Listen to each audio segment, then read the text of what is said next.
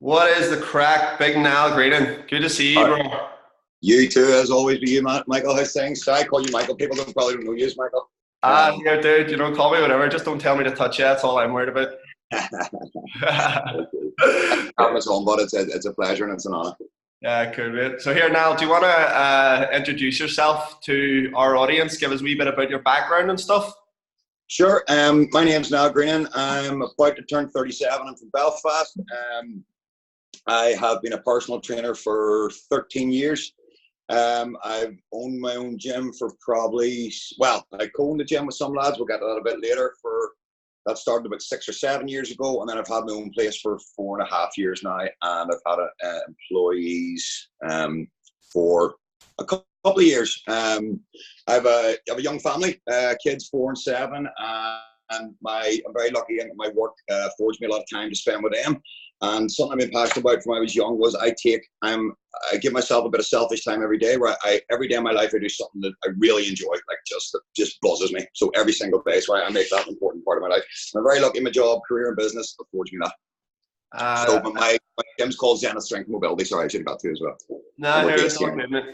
It's all good. I'm sure there's plenty of viewers can take a bit away from that as well, mate. Just having a wee bit of me time. Yeah, big thing. Particularly when you're in this game, because you give a lot of yourself away as a trainer. Yeah. So here now, what got you into fitness in the first place? I'm curious about that a wee bit. Well, I got into fitness through my own weight loss journeys. Right. Okay. I carried a bit of weight as a youngster. Now, I don't mean I wasn't morbidly obese. I carried sort of weight around my midsection. I was always active, always sporty. But I remember getting called fat in like P6, and to be honest, it really stuck with me. And I was doing a presentation not too long ago and about sort of nutrition and stuff, and I actually brought with me a book that I bought when I was about 9 years old on nutrition, and I actually bought it now looking back on it, it was pure Madison nonsense, but I sort of bought that to learn how to lose weight, and then I never really successfully made progress with my own weight loss, but I always knew I wanted to. I looked at gym guys and was kind of envious of their discipline, of their physique, and kind of that's what I aspired to. And I knew a guy when I was young who worked in a gym.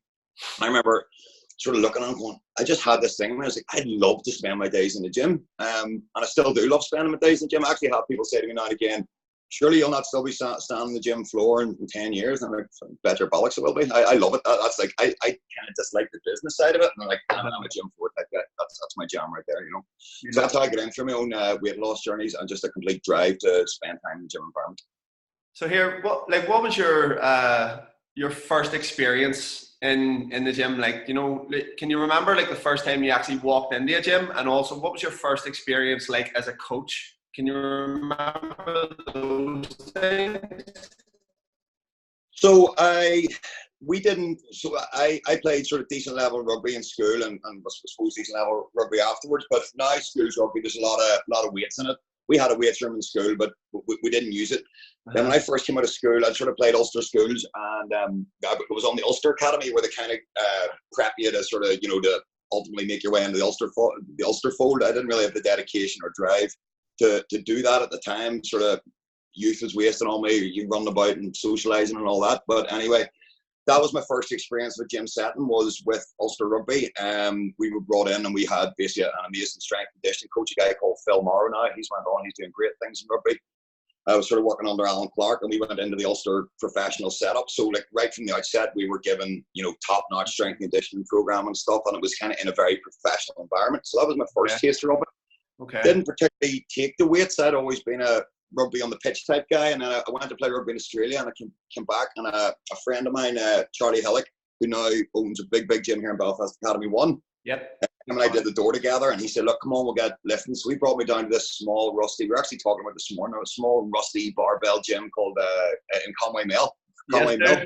I trained there as well. Yep. You went in, you stuck £2 in the box, and you came out, you were bogging and stuff. So we went in there. It was smelly, and it was sweaty, and it was noisy, and you didn't set your weights down, you threw them down, and that was my first experience, and I loved it. I lived for the gym. So that was me I was playing decent level rugby then, and I was doing a degree in sports studies, which actually was the wrong thing, because it wasn't a sports science degree, so there was no real use to me in the coaching. It was more like a sociology of sport type degree. Okay. I enjoyed it and a great time, but my first experience of being gym, I say, was with sort of Ulster Rugby, and then I really fell in love with that bodybuilding style training. Okay. And spent a lot of time there. But back then, I was rubbing shoulders with like Liam Shannon, who owns Fight Academy Ireland, and Big Charlie, he's a very strong man, and different guys who now all in gyms. So that was my first experience it, and then I realized I really wanted to work. There was some personal trainers working in there, and I used to talk to them and ask them about it and stuff. And then my first experience of training someone was my mother-in-law. And when I'd only started going out with my now wife Louise, and I started taking her to the leisure centre in Andytown and trained her 3 times a week for a humble fee. And I know a lot of trainers I know started off like that, training family and friends. Yeah. Dan McCaff started with some of his family. Now he's got a massive, super successful, small group personal training gym. And that's why a lot of trainers started out. But I loved it. I kind of felt quite confident, but I knew for quite a while I was passionate about it and wanted to do it, and that was going to be what I wanted to do for a career, So here now, looking back, like, was anything like you would have done differently making your way into the industry? Because there's going to be a lot of people who maybe want to get into the industry that are maybe going through, because it was a very similar process that you and I both went through there as well in similar places. Was there anything that you would have done differently on your way into the industry? Yes, 100%. Right now, this answer is going to suit you well, but I can say, I can put my hand on my heart, on my kids' lives. This is my honest opinion. I would have loved if you guys had existed and your colleagues down in Dublin, Sean McGarty and Jason Kane. So either Belfast Elite FBA or the Dublin Elite FBA. I wish you guys had existed, so I could have got my personal training qualification to the standard at which you guys delivered, because that would have fast-tracked me 10 years. And I mean that with all my heart. I've said to people before, if I had time, I would love to still go and re-qualify with you guys, because I know I'd learn a lot, Thank you, bro. Thank you. Much appreciated. That's an honest answer, though. So here, tell me, mate, I know you, Paul, Niall, you guys all, how did Ironfit come about? Because, it was a hugely successful thing. It almost just seemed like it just kind of exploded out of nowhere. And I trained down there as well, and it was an absolutely awesome place. It was in a warehouse, and it just had this really underground warehouse feel about it. Like, can you tell me a wee bit about that? How it came about? Was it Stephen who contacted you guys, or what was it that?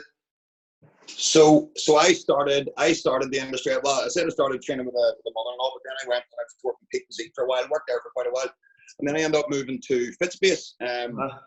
Because I wanted a bit more autonomy in the job, so I just wanted to completely work for myself, where it was kind of pseudo self-employed in Peak Physique. So I went to FitSpace, and Stephen Bell, the former Ulster Rugby player, he'd been a European Cup winner, was a personal trainer there as well. So him and I were, 2 out of maybe 5 personal trainers in there. And social media was kind of ramping up a bit then. It's hard to even think back to a time where people weren't as active on social media with their business and stuff, but it was starting to ramp up then. And Stephen had just created his own page. He just called it Ironfit, and he just posted what he always described as like popcorn fitness. He kind of posted memes and motivational memes, and I was starting my page at the time, and I was writing a bit, and he just kind of liked the way I was writing and sort of my social media presence, something which I stupidly don't really do anymore. But he basically, him and I were chatting, and obviously both having rugby backgrounds. He was like, look, would you like to collaborate a wee bit and maybe just come under one umbrella, was the way he described it. So it was Stephen and I, and then after a while, he basically said, look, do you know any other trainers who really know their stuff, would be well-read and, cool influencers from lots of different places. And a guy who had trained a lot of MMA under, he'd been my coach and also a colleague working the door in Thompson's and stuff like that, Paul Murray, who's Primal now out in Lisburn, Primal Strength and Movement out in Lisburn. And I said I held him very highly in my regard in terms of, Paul's done a lot of courses, and he had kettlebells in his hands before a lot of people I knew and stuff like that. So we brought Paul down and got involved, and then it was 3 of us. And we were posting and doing videos and doing content. And then as a guy sort of started interacting with us a bit and stuff, and sort of, as Stephen described, it was sniffing about, and it was Neil McTaggart of neilmctee.com. And then Stephen met his now long-term girlfriend, the lovely Aga, cave girl, Lucas, something like that. And then there was 5 of us, and we just we realised that having an umbrella to work under, it was initially we all still worked in separate places, but we realised that an umbrella to work under kind of helped boost our profile a little bit. And it certainly, as a trainer, it gave me confidence. Rubbing shoulders with those guys, that was my first experience of really having a network of personal trainer friends, because certain parts of the personal training world can be a bit bitchy and a bit, not even bitchy, but like everyone sees each other as opposition. But I'm sure you're well aware of all these factions. There's such a small percentage of the world actually belongs to a gym. We don't need to be bitchy, and there's plenty of work out there for us all. There's plenty of clients to share. But anyway, long story short was it started as just like a social media umbrella company, and then the opportunity came through T13 and the guys down there. There was a big warehouse, and there was lots of different business in it. There was Belfast BMX, and there was Titanic City Cycles and different companies, and there was a skate park in there. And we were basically given a corner, so we pulled together some money and just a small amount, and we invested it in some basic kit, and then everything we made from the gym we reinvested it. So for what was a small term investment, after a couple of years we probably had 10 times that amount worth of kit. And that's how Ironfit came about. Now that was one of the best things. I'll sort of get to the end of Ironfit and its journey in a wee second, but just while we're on the point, something that was massive for me was rubbing shoulders with Stephen, Paul, Neil, and Aga. Gave me confidence. I learned a lot. I learned something from everyone. And then further down the line, then I got to know you through the Kettlebell, Belfast Kettlebell Club. We'll get that later. And then through the Ascension and the Masterminds and I'm aware of your stuff like that. It was the best thing ever happened to me, because now I would still rub shoulders with trainers. So I've now contacted, like, I'm now good friends with like Michael Tully, the Anti-Gym. I'd never met him before. We only interacted online. It was like, do you want to train someday? And now we're friends, and I learn stuff every time I'm with him. I'd never met Gareth McLean from GMC and Macrofell before. Just set up a mandate, and we just hung out one day, and now he's my friend. And but anyway, Ironfit gave me a lot of confidence. What I would say to young trainers and young and up-and-coming trainers is, get yourself a circle. Don't be afraid to reach out to another trainer and time with them for lunch, or offer to take them for lunch, or ask, can you come down and do a training session? For me, that was one of the most empowering things I've ever done, confidence-wise, knowledge-wise. Just, it's just good to have a circle. And Belfast is class like that. I love that message, mate. I absolutely love that message. And I definitely think, I can see a change within the industry. I think more and more people see the benefit of just reaching out and asking for help, because you're right, it can be very isolating at times working in the industry, especially if you're working for yourself, especially if you're managing a business like me and you are. And sometimes it can get very overwhelming for people. And if you don't have someone there to bounce off who is in, a similar position to yourself and who you can learn from, it can be very isolating. So, dude, I absolutely love what you just said there. Just a wee note on that, if I could publicly thank you again. Like, we couldn't be as a crow flies more than 2.5 miles from each other, our businesses, right? Yeah. So on paper, people should look at us as competitors. I had an issue where the payment system, and I hadn't been charged to someone for 4 months. And I messaged you and asked you, what would you do here? And you gave me a solution, and I did it, and it worked. And like, on paper, we're competitors. Would you just help my business stay strong? And like, that's the class thing I love about Belfast and the North of Ireland in general. Ray Kinley messaged me yesterday. He's got a video coming up, in Tribe or something. He's like, dude, here, what do I got to do here? What I got to ask? It was just like, listen, mate, there you go. That's the exact, this is what you're going to ask. This is what you're going to do. And he's like, thank you so much. And I'm like, most people, don't realize that I don't even think of it as competition, like, whatsoever. Me and Dan would chat about this quite a bit. Like, for some reason, it doesn't bother me. I sort of think if you start to get into that sort of scarcity mindset, that's what you're going to get. Exactly it. You're going to get scarcity if you have this mindset of, oh, fuck me, I can't serve people who work in the same industry as me. That's scarce, and you're going to get scarcity. So it doesn't even come into my mind yet. Totally agree, and that's why I have no problem sharing my sharing programming stuff with other trainers. Some people are a bit like, if I tell him he won't get good results, like, go let them go and get good results. Like, just it's you got to be confident in yourself as well, don't you? That, for sure, man. 100%. So here, man, while we're on the subject, like, if someone wants to connect with you, where can they find you? Where's the best place to get you? So I have my Facebook page is Zenith Strength and Mobility. And then Instagram would be Zenith_Belfast.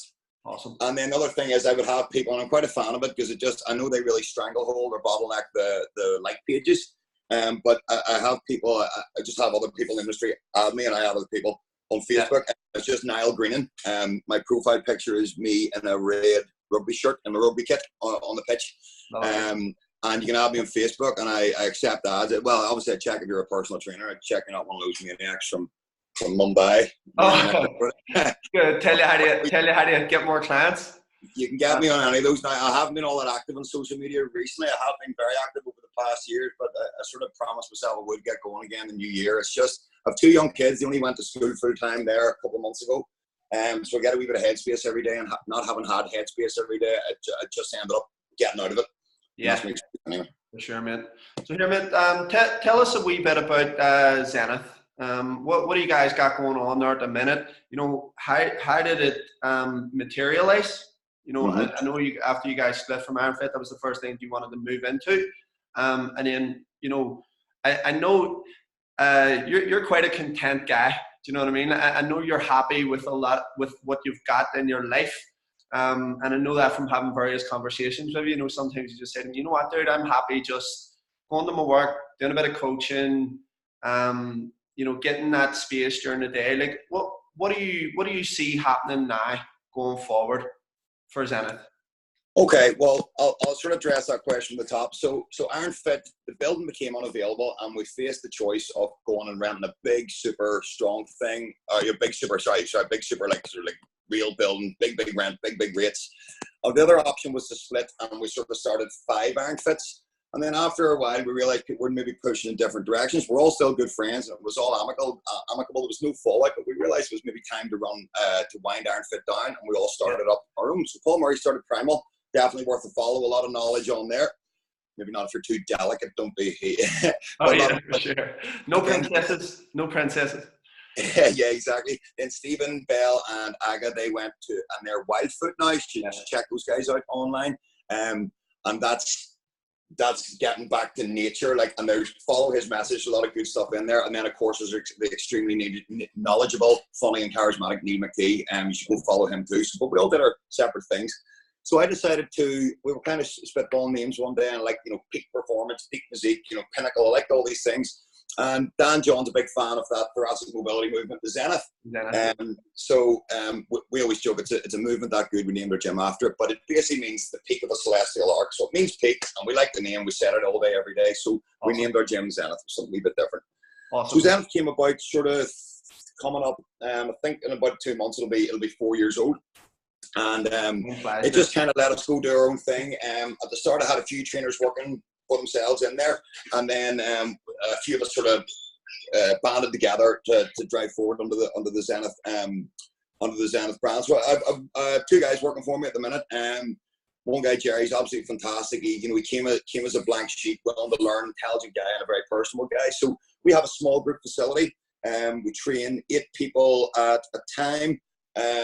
We draw a lot of inspiration from different places. I've sort of started the road of my Jim Jones qualifications. The guys got guys ready for 300, and Henry Cavill ready for Superman and stuff. So I've been lucky enough to go out to Salt Lake City and train with those guys, which was one of the most amazing experiences of my life. So I do like CrossFit. I competed in a bit of CrossFit just once this year. I'm going to do another maybe couple this year coming up. I draw inspiration from CrossFit. But I'm not a strict CrossFitter. I've learned a lot from you guys, from Paul Murray, from Dan John, from the RKC Strong First, although I'm not RKC or Strong First qualified. So I've drawn a lot of inspiration from other places, but I like people that get sweaty. I think with my background being rugby, being a slog, I was lucky enough to have Joe Donnell as well coach me for a while there, and he kind of identified for me. He goes, "Jesus, big guy, you love the slog." Yeah, we do the grind a lot in our place. We sort of come in, we warm up, we maybe do a periodized barbell strength move, and then we get kind of waddy or sloggy. We start getting the sweat on, and we like blend a lot of like weights and cardio and stuff like that. So that's kind of the training modality that we do. For me, my business is very much a vehicle for freedom. I think Bedros would say it a lot. I've been following Bedros for a long time. I know you guys are very, in close to them now, but I've been following them from a distance for a long, long time. And I agree with that. So just what you were saying about me being content in life, this was something I maybe want to point out today to any young trainers. It's important you define your own success. Don't define your success compared to others. Yeah. Some people some gym owners want a second facility and a third and a fifth and a 10th, and that's fine. I've complete respect for that, of their logistical organization and everything. But for me, quite like my dad in that way. My dad just worked to just give him the life he wanted, and I have an amazing work-life balance. And I've some friends like yourself, Dan, Aaron, McLeod from Evolve, and you guys are pushing on to big mad things, and that's not me. And I actually used to feel a bit bad about it. I used to feel of myself as like maybe lazy or maybe under ambitious and stuff, but now I just realize that different people want different things out of life, and that's fine. So I think I would say to people, define your own success. For me, it's about working as few hours as I can to earn the money I need and enjoying it. So I do have amazing work-life balance. I pick my kids up from school a lot.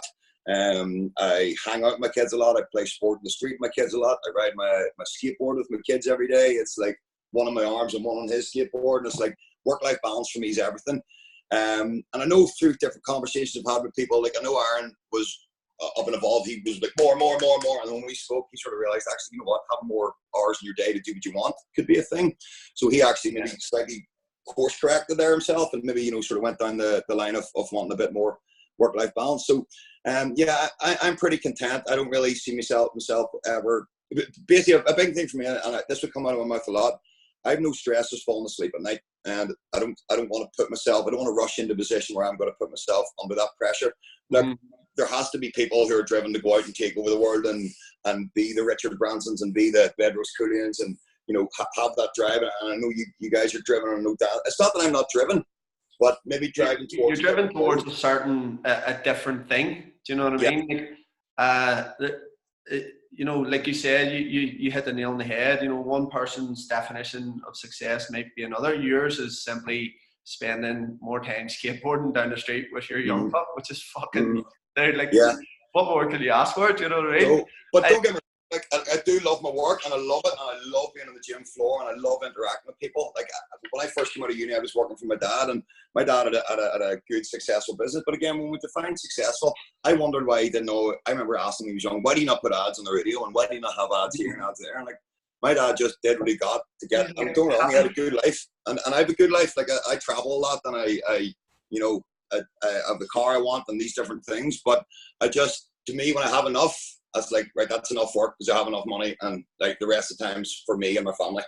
You know? So here's the thing, mate, and I think you'll get a lot from this as well, right? So I always tell my students that there's 3 stages in business, right? So the first stage, what you've got is scarcity. Okay, so you're going to go through a stage of trying to make things happen, trying to build a client base, trying to do the marketing, trying to do the selling, trying to get your gym open, all this, you know, and it's just you're in a constant battle, right?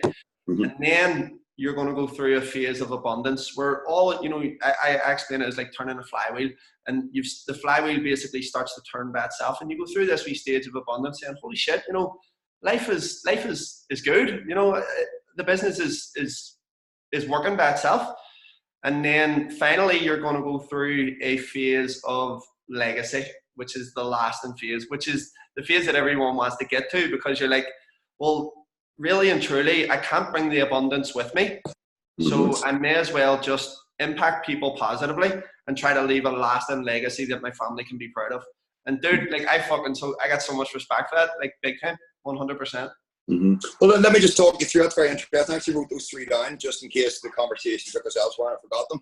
But probably another poignant thing for maybe trainers starting out is, if you start out with a very lean year or 2 years, that's okay. You know, like, you got to suck it up. When I started as a personal trainer, I didn't make much, but I did a second job, right? I did the door a couple of nights a week and bought protein. There was a shop up in Bangor, and if you bought 3 tubs, you got 15 off. So I basically sold protein and made wee bits, and I sort of hustled and just kept my outgoings low. So I did go through a sort of 1 or 2 years of scarcity and slowly ramp it up. Your business will probably grow exponentially if you're any good. And then that was me, and I started getting busy, and that's when I took the leap out and went out on my own. And then I was in fit space, right? And by the way, I'd just like to say, I very much feel I learned my craft well off Gary Cliff and Peak Physique. He really taught me about client care, right? And I thank him for that. But anyway, I went through some scarcity while I was getting things ramped up. And then I was doing well, and I went out on my own in fit space, and that was my period of abundance. I was doing 6 hours in the morning, going home for a 2-hour kip, back in for 6 hours at night. I had more money than I knew what to do with, right? Yeah. But then I also knew that couldn't go on forever, right? And then kids came along, and I started looking at like what else can we do. But just Ironfit came together at that point, and then all of a sudden, because Ironfit was doing well and stuff, then I didn't have to work the silly hours. And then I started at 1 foot in personal training and 1 foot in business. And then that kind of gave me the balls to go ahead and take my own place. I wouldn't have walked off a gym floor and went and rented my own place. I just wouldn't have had the kahunas for it. So Ironfit was a very positive stepping stone for me. So I went through the scarcity. It's important. I don't know if some young trainers think, oh, they probably just started out and did awesome from the start. No, it was a long, slow build. And then I did that 3 or 4 years where I worked every hour God said yes to every single session. Mm-hmm. And then something Gary Cliff from Peak Physique always said to me right from the start, he was like, I would do something, I would take 2 or 3 periods a week and block them out in your book, and you do not work them no matter what, because you will burn out. In fact, you've got Thomas Plummer has a book called The Soul of a Trainer, and I think it was a very interesting title, because I'll check out. Give away a part of their soul. We see this. My wife is a quite a successful sort of hairstylist, and she spends her day being really nice to people. You know, like, how are you? You're looking well. What was the holidays? Oh, my holidays just great. And we do the same thing in the gym floor. We're buzzing. We're giving them energy. We're trying to help them feed off us. Right, let's go, and being positive. You give away a big piece. There's days we come in, and I've been in the gym floor, high five, all day. We come in like, all right, mate. And you do give away a piece of your soul, so you do need to block stuff out. I think that's maybe how I arrived where I am now, where I'm like, I could work more, but what stress or unhappiness would I bring to myself for that more money? Do I need it? No. So there you go. So I would say, I'm not saying you have to take my total approach, but you don't always have to take it to the approach of, people don't need to strive to take over the world and work every hour God sends. There's a happy medium, and you need to know what yours is, More is not always better. Yeah, for sure, mate. So, I was some class info there, on people just even people within the industry now. Like I know guys that are 5, 6, 7 years in, and they're still busting their chaps on the gym floor. And sometimes I'll actually question, be like, dude, why? Like, why are you doing that?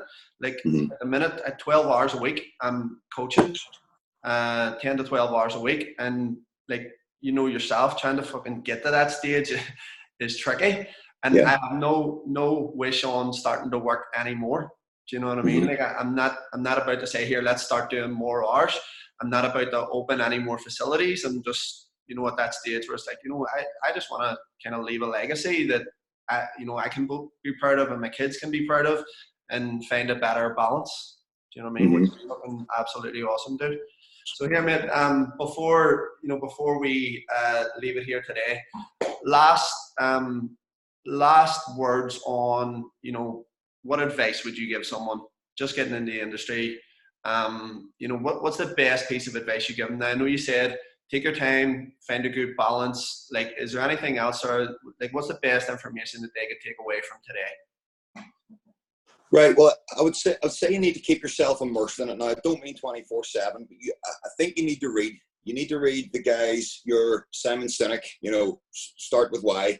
You need to read Atomic Habits. You need to read these books that help with people and improving their habits. These sort of course correction or intervention. By Dan John. Books like this, right? Ask trainers, what their advice, what books they would advise. Do your course for the right people. And for me, if anyone ever asks, it's you guys.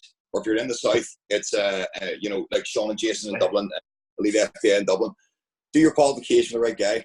Spend time with other trainers. Just ask them for lunch, or ask, can you come down to the facility? Like, rub shoulders with peers, and you need to be good with people. See if you're scared of talking to people, you better fucking learn, and you can learn how to talk to people. Okay, if you're really bad at talking to people, go and work in a bar for 3 months. You'll soon get good at talking to people. It gives people the crack, right? It gives people that ability to, the gift of the gab. But no, and look, just be genuine for people. Your members, your clients, they want connection. If someone has the best programs and diet and stuff in the world, but they're a bit of a fucking wab to spend time with, it's got to be no use. You need to you need to be their ray of energy when you come in. And that was something Gary Cliff always said, like, even if it was my 11th session of the day, see when that person gets in, they need to feel like I've been waiting on them all day. Right, here you go, and you're ready. You need to exude that energy.